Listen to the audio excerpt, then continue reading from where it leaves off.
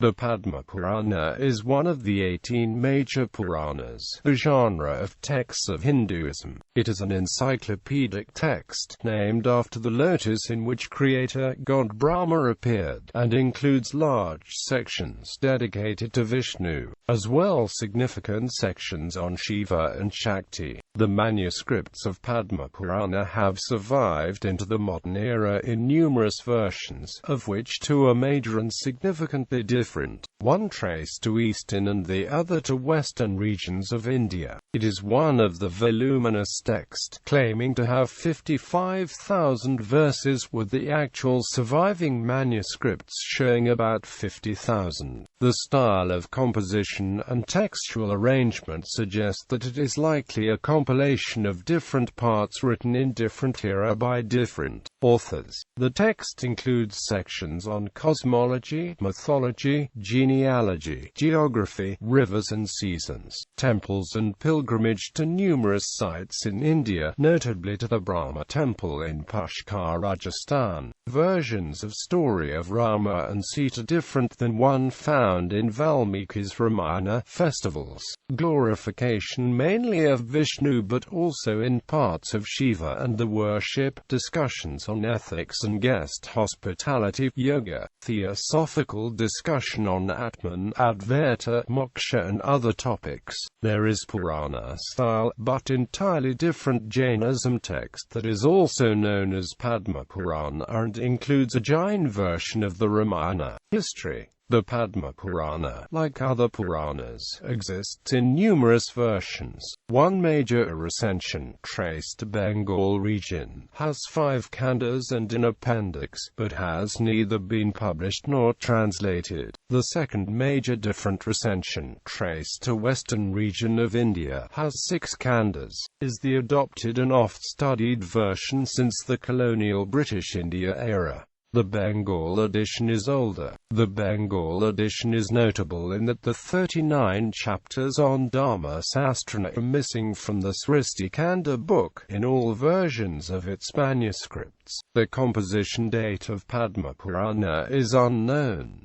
Estimated vary between the 4th and 15th century CE. Some parts of the text may be from the 750 to 1000 CE period. The extant manuscripts and ones widely studied, states Wilson, is very likely to have been written or revised well after the 14th century, probably in the 15th or 16th century, because it describes later era major temple sites of South India and sites in the Vijayanagara Empire. No portion of the versions of the Padma Purana available in the 19th century, wrote Wilson, bullshit, probably older than the 12th century. S.O. Chatterjee, in 1963, suggested that the text may have existed between the 3rd and 4th century CE, but the text was rewritten and greatly expanded over the centuries and through the second half of the 17th century. Rocha states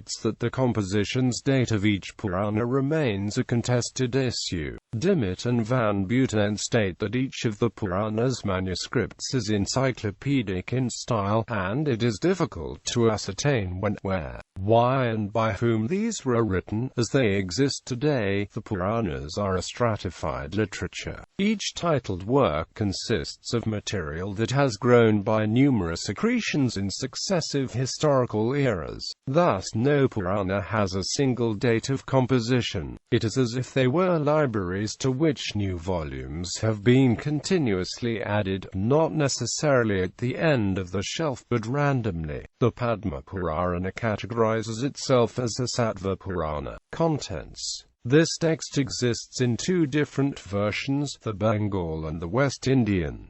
The Bengal recension consists of 5 kandas: Srishti Kanda, Bhum Kanda, Svarga Kanda, Patala Kanda and Uttara Kanda. The latter recension consists of 6 khandas: Adi Khanda, Bhum Khanda, Brahma Khanda, Patala Khanda, Srishti Khanda and Uttara Khanda. The Bhum Khanda of the Bengal recension contains additional 13 chapters, while the Patala Khanda of this recension contains 31 additional chapters. The Srishti Khanda can be divided into 2 parts, and the second part is not found in the Bengal recension.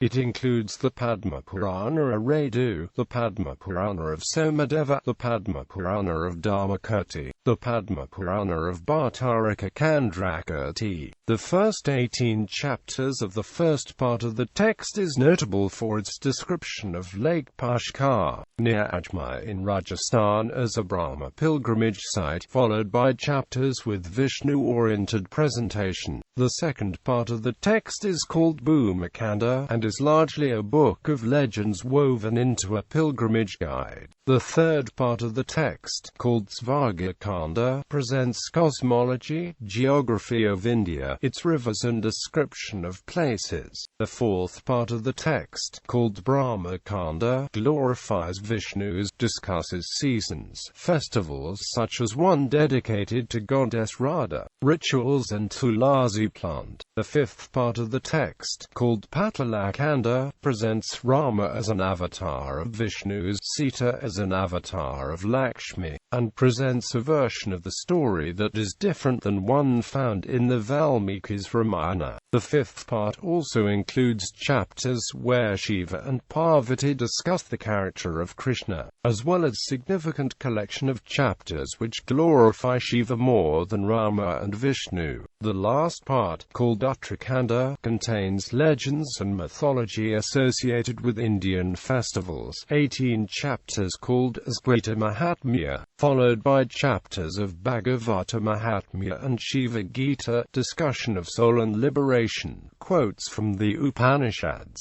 yoga and the Advaita Vedanta doctrines. The text, in some versions of the manuscripts, ends with Kriya Yoga Asara, which is a discussion of ethics and hospitality to guests.